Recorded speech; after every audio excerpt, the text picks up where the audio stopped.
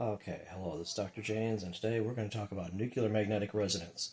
So it turns out that all the particles supposedly have a spin, and well, you can't actually see the particles directly, but they infer that there's a spin because when you take an electron or a proton or even neutrons, put them in a magnetic field, they'll precess like this around the magnetic field. So they produce a spinning vector. And if you put coils orthogonal to that precession, you can either excite that precession, put them in phase, or pick up the electromagnetic field, the magnetic field from that. And so it requires you to have a magnetic field in the z direction, okay? And then it will precess around the xy direction like this. So what I did is I have some ceramic magnets. These are ones I got off of Amazon. I'll probably put a link if you're interested in getting something like that to experiment with. I was kind of inspired by Floyd suite and his vacuum Triode amplifier. But I'm not saying this is a free energy device. I just wanted to do some experiments with NMR because it seemed pretty similar to what he was doing. Here is, I took a bunch of those magnets, made them into a block, and this in the vertical direction is the z direction. And so I wound coils around. Let's take a look down here. So I wound coils around like this, and I wound coils around like that. So basically both in the x and the y direction. Actually, I made a separate set of coils in the z direction just so I could play games with the magnetic field. But so we have 3 coils, but I'm just going to do experiments with 2 of them right now because you use one coil in the x direction to excite the field, and then you can look at the field in the y direction, which is 90 degrees out of phase and orthogonal. Okay, let's take a look at some of these experiments. Should be interesting. Okay, again I'm sighting the XY coils, and I have both channels hooked up to the oscilloscope, and it looks like the resonance has changed. Maybe the magnetic field is different over there than it was on top of this thing. But you can see, okay, that's quite a bit of change. As I go through resonance, it has the characteristic 90-degree phase shift. Look at that, because the coils are 90 degrees out of phase. It's 549 kilohertz. Okay. Very interesting. As I go past the resonance here, the coils are in phase. As I go below the resonance, they're out of phase. So this is exactly what we'd expect from an NMR frequency. And the peak right there is when they're in quadrature. Very cool. Okay. Let me go up to the next range, to the megahertz range, because there was some resonant frequencies here. Look at that.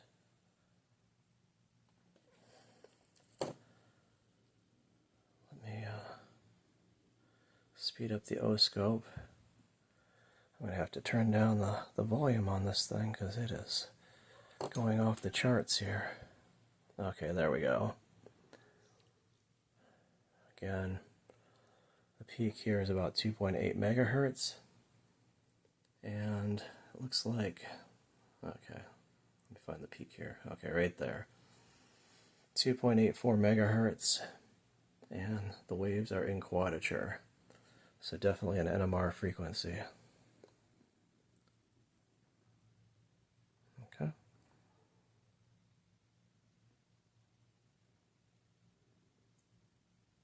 Very interesting.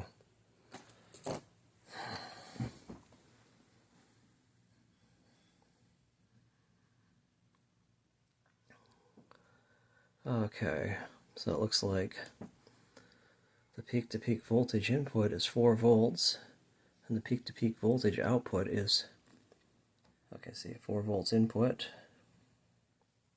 Let's turn the scope a little bit so we don't have glare. 4 volts input and 28 volts output. Of course, that's a resonance with no loading on it. The input is going to be loaded by the internal resistance of the scope, and the generator, which is probably 50 ohms, I'm going to guess, and this is probably like a mega ohm input to the scope, but definitely a higher voltage output than input, even though it's about the same number of windings. Very cool. And of course, the interesting thing about this is since the windings are orthogonal, or 90 degrees in space, there will be no back EMF from one coil to the other because there's no Faraday induction between the coils. It's all done through the spin of the atoms, the coupling. Very interesting, huh? Okay, this signal is at a lower level. I had to bump up the scale on the scope, 1.3 megahertz, but it looks like it is a nonlinear effect happening here. That is double the frequency. Let's see, 1, 2, it's got a summation of the same frequency and double the frequency. Look at that. So it's got a harmonic going on in there. Harmonic multiplication of the frequency.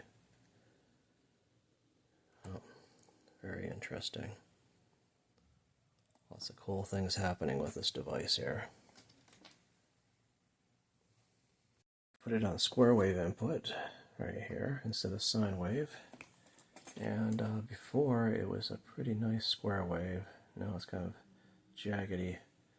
It's still got components that are 90 degrees out of phase. Square wave's nice because you can drive it with a FET or something like that. And put a lot of power into it in a simple way. Okay, very cool.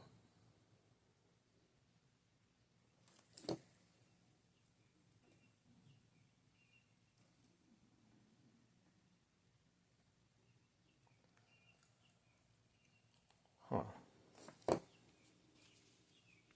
Okay, here's another interesting thing. I'm driving it with a square wave. Of course, it's got harmonics in it.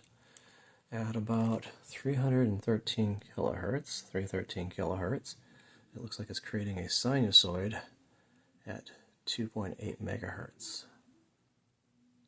Very interesting, huh? That is probably the NMR frequency. I can probably even go down lower in frequency, and that will still be there and just decay away. It's like, I don't want to say spin echo, but pi over 2 pulse. Wow.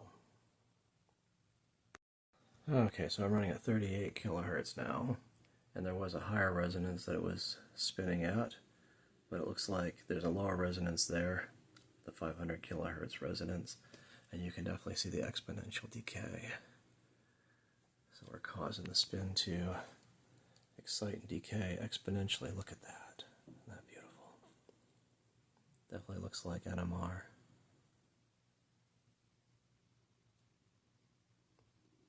Wow. Very cool.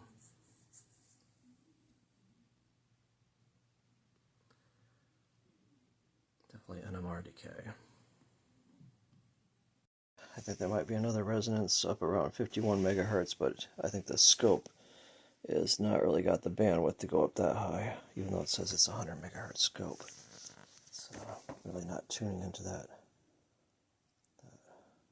Let's see, it looks like there is some kind of resonance there. I can't turn it. Oh, there we go. It's in quadrature now. So definitely around 51 megahertz. And the scope really doesn't behave too well above about this frequency. Oh, what's that? There's another possible resonance there at about 72 megahertz. That's not locking in on it very well. Possibly another one higher. I'm not sure if the oscillator's not stable enough or the scope is. Yeah, maybe 78 or 9, 77 maybe, 77 megahertz, but it's really not locking in very well. And it's not responding to these frequencies up here, which are, what is that, 86 megahertz. Yeah, it's not really, the scope's not even receiving the driver frequency very well at that level. It kind of looks like there is resonances way up high. Very cool, huh? Okay.